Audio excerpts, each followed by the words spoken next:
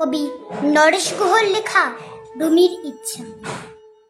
আমি যদি হই ফুল হই ঝুঁটি বুলবুল হাঁস, মৌমাছি হই এক রাস, তবে আমি উড়ে যাই বাড়ি ছেড়ে দূরে যাই, ছেড়ে যাই ধারাপাত দুপুরের ভূগোলের ক্লাস।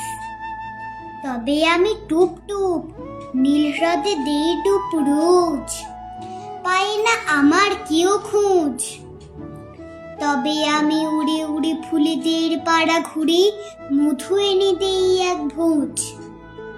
হোক আমার এলো চুল তবু আমি হই ফুল লাল, ভরে দিই ডালিমের ডাল।